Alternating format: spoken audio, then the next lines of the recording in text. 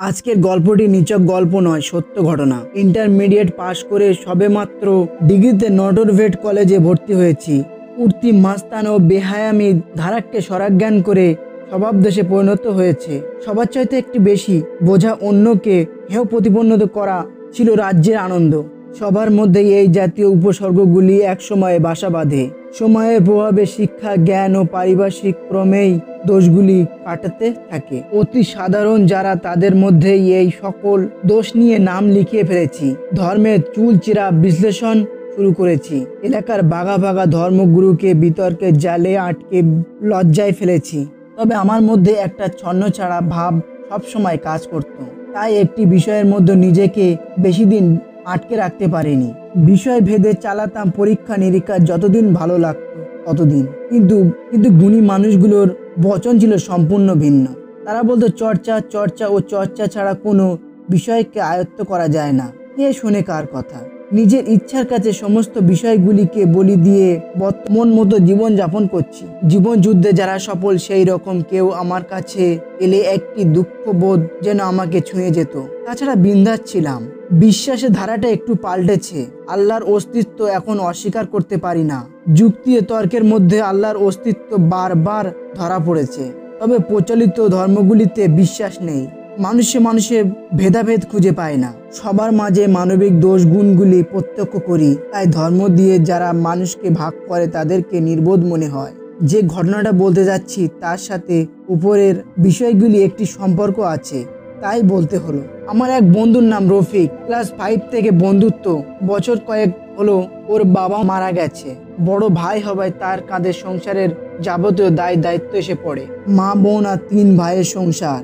বাবা মারা যাবার পর ওদের সংসারে নেমে আসে নিদারুণ দুঃখ, কষ্ট, যা নাকি ওকে বাধ্য করেছিল লেখাপড়া ছেড়ে চাকরি করতে। ও ম্যাট্রিক পাশ করেছিল, তাই পাটকলে সুপারভাইজার হিসেবে ঢুকেছিল। আজও একই চাকরি লেগে আছে। কোনো উন্নতি নেই, অবনতিও নেই। বন্ধুটির বিয়ে দিয়েছিল, কিন্তু কপাল দোষে দুজনেই ওর কাঁধে বোঝা হয়ে ফিরে এলো, যার সন্তান সহ। আমি বারবারই অলৌকিকতায় বিশ্বাস করি না।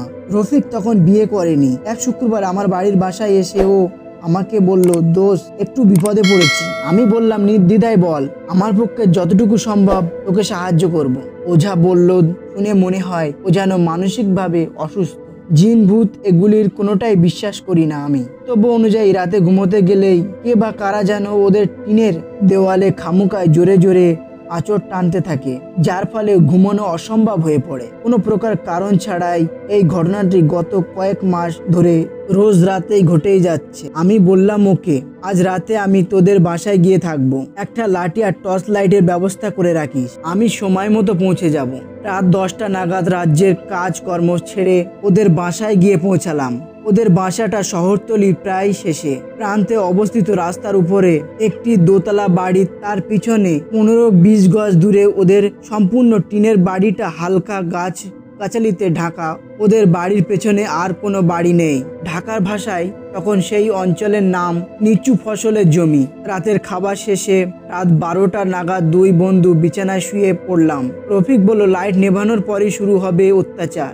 আমাকে বলল, প্রাণের কোনো ভয় নেই, এই পর্যন্ত কোনো ক্ষতি করেনি শব্দটা ছাড়া।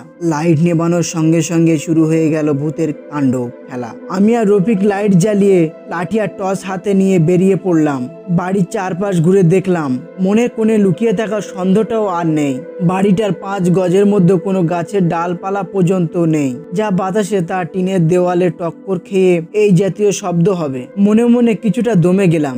এ কেমন খেলা? রফিক, তুই ঘরে ঢুকে যা, লাইট নিভিয়ে শুয়ে পড়, আমি একটু পরে আসি। ও ঘরে ঢুকে দরজা ভেজিয়ে দিয়ে শুয়ে লাইট নিভিয়ে দিল। নিভিয়ে দিতে আবার শুরু হলো ওই একই শব্দ। এবার সত্যি ভয় পেয়ে গেলাম। আশেপাশে জনমানুষ কোনো উপস্থিত নেই, তবুও শব্দটা আসছে। এমন ভয় জীবনে কখনো পেয়েছিলাম বলে আমার মনে পড়ে না। তাই তাড়াতাড়ি ঘরে ঢুকে দরজা লাগিয়ে দিলাম। সকালে কাউকে কিছু না বলে চলে এলাম। আর অনবরত মনে একটি প্রশ্ন উদয় হতে থাকলো, কারণ ছাড়া ঘটতেই পারে না, কিন্তু কারণটা কি? পৃথিবীর সমস্ত নাম করা মনোবিজ্ঞানিকদের কেস হিস্ট্রিগুলো পড়ে যাচ্ছি, জুৎসই কোনো উত্তর খুঁজে পাচ্ছি না। 2 বছর পর উত্তর বেরিয়ে এলো। পশ্চিমবঙ্গের এক মনোবিজ্ঞানীর লেখা বই থেকে। বইটির নাম ভুলে গেছি। সাথে সাথে রফিককে একান্তে কাছে ডেকে বলেছিলাম দোষ, আওয়াজটা তোর ঘরের ভিতর থেকেই কেউ করছে। তোদের দায়িত্বহীনতা তোদের উপর খেপে গিয়ে এইসব করছে, তোদের উপর প্রতিশোধ নিচ্ছে। তুই তোমার 2 বোনকে যেভাবেই হোক তাদের সংসারে ফিরিয়ে দে, তাহলেই আমার বিশ্বাস তুই এই নারক যন্ত্রণা থেকে রেহাই পাবি। এরপর রফিক মাসখানেক কষ্ট করার পর বোনের স্বামীদের সঙ্গে আপোষ রফায় এসে বোনদের স্বামীর বাড়িতে পাঠিয়ে দেয়। এরপর থেকেই সেই ভূত আর ওদের জ্বালায়নি। আংশিক নয়, পুরোটাই